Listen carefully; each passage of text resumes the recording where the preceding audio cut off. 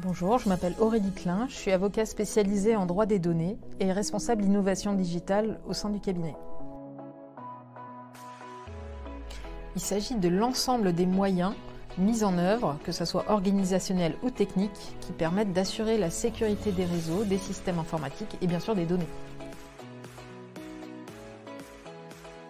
Alors je pense qu'on n'aurait pas assez de la journée pour les lister, il y en a tous les jours de nouveaux. Mais pour quelques exemples, les plus courants en ce moment, ça va être la pratique du phishing,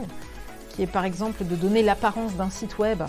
alors que les hackers derrière le site vont collecter vos données en se faisant passer par exemple pour un opérateur de téléphonie ou encore un fournisseur d'énergie. Autre exemple également, l'attaque en déni de service, qui consiste à rendre indisponible un service en ligne, par exemple un site web, qui empêche les personnes de vendre leurs produits et pour les clients de pouvoir consommer ou acheter.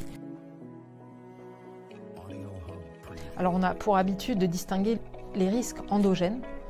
donc à l'intérieur de l'organisation, souvent ça va être une erreur humaine, mais le risque peut également être et souvent exogène, c'est-à-dire à l'extérieur de l'entreprise, de l'organisation, notamment du fait de ses prestataires, par exemple informatiques, qui ne vont pas mettre à jour comme ils devraient le faire, par exemple les firewalls sur les serveurs,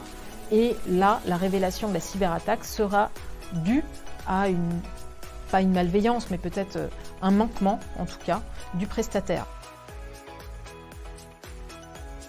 La prévention est un axe très important, puisque la question n'est plus de savoir si on va faire l'objet d'une cyberattaque, mais quand, et donc par conséquent de limiter les risques. Donc la mise en œuvre de mesures organisationnelles, par exemple des accès sécurisés aux données, prévoir une charte informatique pour les entreprises, sensibiliser bien sûr les utilisateurs d'un système d'information, puisque l'erreur est toujours humaine, et d'ailleurs la plupart des cyberattaques se révèlent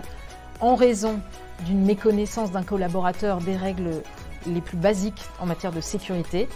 et également des mesures techniques. Donc là, ça va être la mise en place de firewall, de systèmes de surveillance des données, d'analyse de comportements dits anormaux, qui vont pouvoir prévenir des risques et par conséquent limiter les conséquences que cela pourrait avoir pour l'entreprise.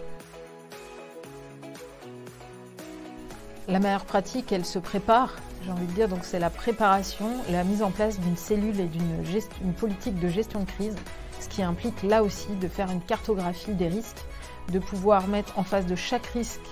des moyens afin de les limiter, tant dans leur occurrence que dans la portée de ces risques lorsque l'attaque est révélée.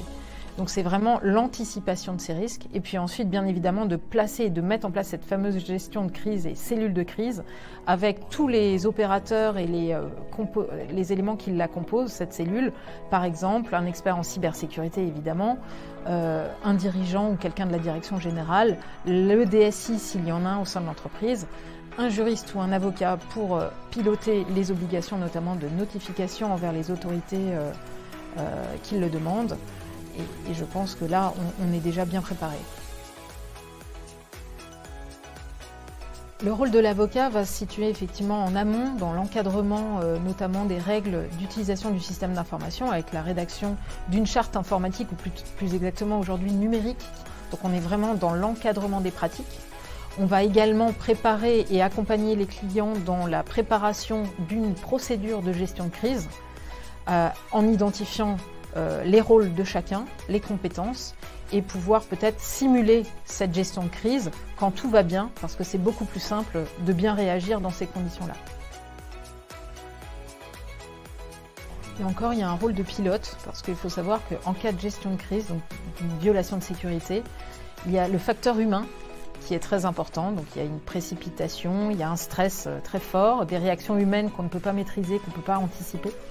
Donc l'avocat se doit être calme, flegmatique, mais efficace, puisqu'on a des délais dans lesquels il faut notifier, notamment auprès de la CNIL, effectuer un dépôt de plainte, là aussi dans les 72 heures, tout comme pour la CNIL. Donc il faut être efficace, pragmatique, gérer le stress des clients, l'absorber et dire qui fait quoi dans le cadre de cette cellule de crise. Alors évidemment, on est dans une situation d'accroissement incessant, tant des attaques que de la violence de ces dernières. Les risques géopolitiques n'y sont pas pour rien. On a également l'organisation des JO cette année en France qui, comme le montrent les derniers événements, notamment la cyberattaque qui a touché la Fédération française de football, ne vont pas se tarir d'ici le mois de juillet. Donc je pense qu'il faut être ultra vigilant. Peut-être mettre en place, quand ça n'a pas été fait, des audits auprès de ces prestataires pour voir si eux-mêmes sont régularisés ou en tout cas ont des bonnes pratiques en matière de cybersécurité et surtout suffisantes par rapport aux risques exposés. La question n'est pas de savoir si on va faire l'objet d'une cyberattaque, mais quand et comment.